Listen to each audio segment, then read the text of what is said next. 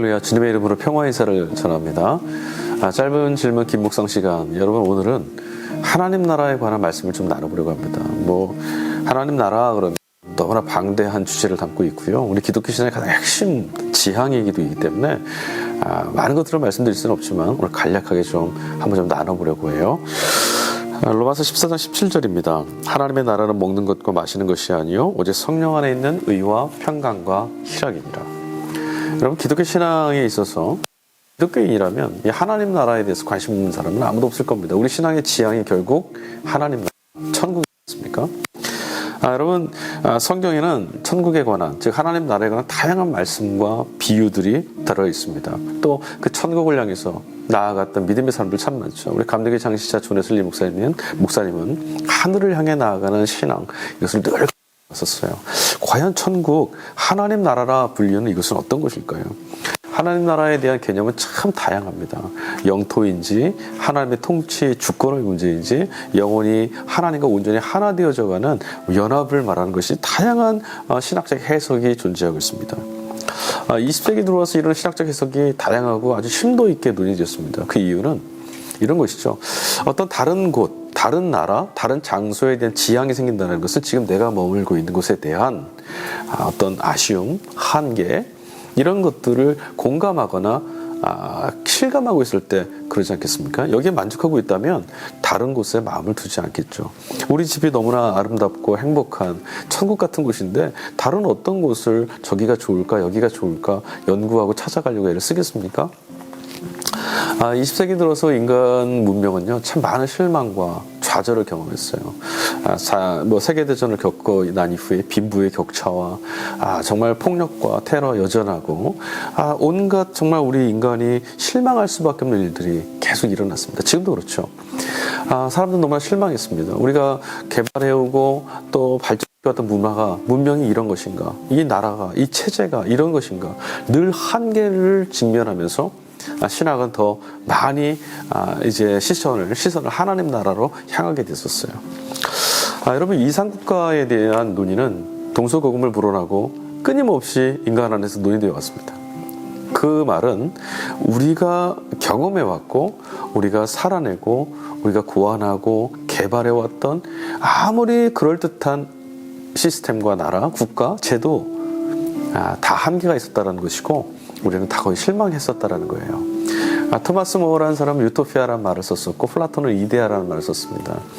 유토피아라는 말은 없다라는 말과 토피아라고 하는 나라, 그런 나라는 없다라고 하는 말의 합성어예요. 그러니까 그런 이상적인 나라는 이 땅에는 없다는 말이죠. 이 땅에는 없는 어떤 나라를 우리가 지향하는 거예요. 동양에도 그런 주제는 많이 논의되고 그런 나라에 대해서 꿈을 꿔왔었습니다. 여러분, 이런 나라들, 우리가 지향하고 있는 꿈꾸는 이런 나라들, 동서고금을 물어난 이 유토피아와 이데아에 관한 수많은 이야기가 논의되어 왔었는데 이 나라들 체제 좀 모양은 다르고 구성도 다르고 논의도 다르지만 공통점이 하나 있습니다. 핵심이 무엇이냐면 바로 그 나라를 이루고 끌어가는 주체가 바로 인간이라는 거예요. 여러분, 이 인간이 만들어내는 제도, 인간이 만들어가는 국가, 여러분, 아무리 이상적이라 그래도 한계를 가질 수밖에 없습니다. 왜 그러냐면 주체인 인간이 한계를 갖고 있기 때문에 그래요. 우리는 이것도 좋고 저것도 동시에 좋게 할 수가 없어요. 우리는 모든 것들을 만족시킬 수 없고 또 이기심과 욕망에 지배를 당합니다. 권력을 갖고 있을 때 타락하게 되고 자신이 꿈꾸는 것을 남에게, 타자에게 굴복시키고 강요하려는 욕심에 사로잡히기도 해요. 많은 이들이 자유를 누리지만 누군가는 결핍을 당하기도 하죠. 그래서 늘 한계를 갖게 됩니다. 그래서 여러분, 저는 정치체대 그리고 또 정권이 바뀌고 하는 이 문제 속에 결국 마지막에는 그 모든 일에 의미를 크게 두지 않습니다. 왜냐하면 결국은 한계를 갖고 있기 때문이죠. 성경에도 하나님 나라에 관한, 천국에 관한 말씀은 많이 등장하고 있습니다. 곳곳에 등장하고 있죠. 예수님이 우리에게 전하셨던 복음은 바로 하나님 나라 복음입니다. 예수님은 우리에게 사랑하라, 또 겸손해라, 이런 것들이 기독교 핵심이 아니에요. 그것은 예수님이 전하셨던 하나님 나라 백성들의 삶의 태도이고 살아가는 방식일 뿐입니다. 하나님 나라가 제일 중요한 거예요. 예수님이 이 땅에 오셔서 하나님 나라가 이곳에 임하였다. 이런 세상에 하나님의 나라가 찾아왔다. 이 말씀을 계속해 주셨어요. 그것을 통해서 인간을 구원하고 그 길을 통해서 이 세상에 짓눌렸던 우리의 영혼을 건져내시려고 했죠. 여러분, 다른 일반적인 이상 국가들, 우리가 추구해왔던, 역사 속에서 추구해왔던 그런 이상 국가들과 과연 하나님 나라의 차이는 뭘까요? 지금 여기서 온전히 경험할 수 없는 나라는 똑같지 않습니까? 너무나 이상적인 것, 결정적인 차이는 하나님 나라는 인간의 노력이나 인간의 어떤 의지를 갖고 만들 수 있는 나라가 아니라는 거죠. 여러분, 앞서 말씀드렸지만 하나님 나라는 돈, 우리 능력, 경험, 지식, 그 무엇을 가지고도 도달할 수 없는 나라, 만들어낼 수 없는 나라, 이룰 수 없는 나라입니다. 오직 하나님의 전적인 역사와 하나님의 역사 개입과 하나님의 은총으로만 살아낼 수 있고 경험할 수 있는 나라입니다. 그러면 여러분, 인간의 노력은 하나님이 전적으로 이루시는 하나님의 온전한 통치가 나타나는 나라니까 인간이 참여하거나 인간이 무언가 노력하거나 하는 것들은 다 무의미한 것이냐? 그렇지 않습니다. 앞서 하나님 나라가 다른 이데아나 다른 이상 국가들과의 차이가 주체가 하나님이시라고 말씀드렸어요. 네, 하나님이 주체이세요. 그 나라를 이끄는. 그러나 하나님은 성경의 말씀 속에서 그 나라를 인간과 동역하며 이루어 가시기를 원하셨어요. 우리의 참여를 원하시는 거죠. 우리가 함께하는 그 나라를 원하셨다는 거예요. 그래서 우리는 예수 그리스도를 통해서 성경의 말씀을 통해서 하나님의 의지와 뜻을 발견한 그 믿음의 걸음을 걸어가므로 이 땅에서 하나님이 다스리시는 것 같은 하나님 나라를 함께 이루어 가야 합니다. 그게 우리들의 책임이에요. 예수님께서는 우리에게 주님의 나라가 하늘에서 이루어진 것 같이 이 땅에서도 이루어지도록 기도하라고 하셨어요. 기도는 단순히 골방에 앉아서 우리가 읊조리는 것 차원이 아니에요.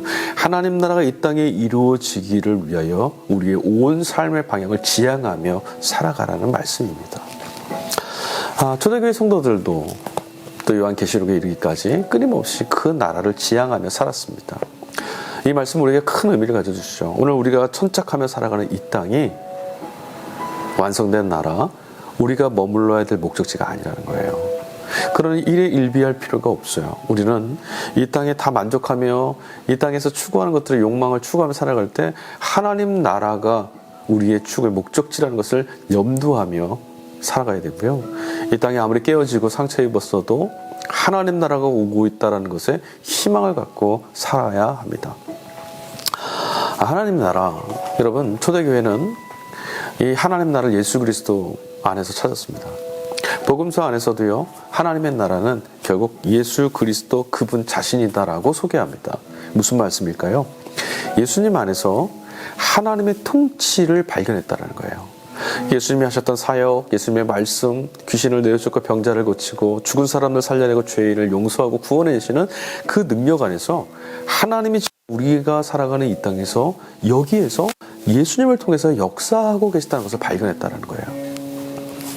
그것이 바로 하나님 나라입니다. 그렇다면 여러분, 주님이 다시 오실 때 우리가 직면하고 우리가 도착할 그 목적지인 하나님 나라, 그뿐만 아니라 종말의 경험을 하나님 나라뿐만 아니라 바로 오늘 우리 성도들의 삶, 우리의 삶 안에서도 하나님의 나라는 이미 임한 그 하나님의 나라, 예수 그리스도와 함께 이미 임한 그 나라를 실현하고 또 누리고 살아갈 수 있어야 합니다.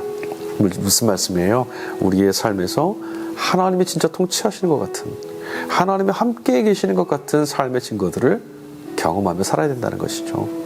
믿음으로 하나님만을 신뢰하며 살아갈 때 어둠과 절망과 불법과 폭력에 기만과 탐욕에 넘어지지 않고 주님의 말씀을 심중에 깊은 반석으로 삼고 믿음의 한 걸음을 걸어갈 때 바로 그의 삶 속에서 하나님의 나라는 임하였고 이루어져 가는 겁니다.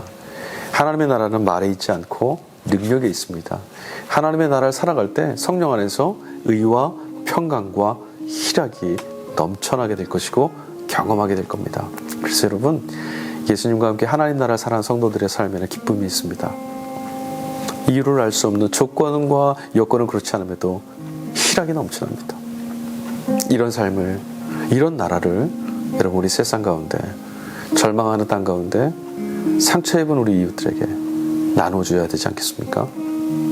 복된 걸음 걸어가시고 믿음의 씨앗을 뿌리는 우리 모두가 될 수 있기를, 하나님 나라의 시민으로 살아갈 수 있기를 주님의 이름으로 간절히 축원합니다. 감사합니다. 다음 시간에 다시 뵙겠습니다.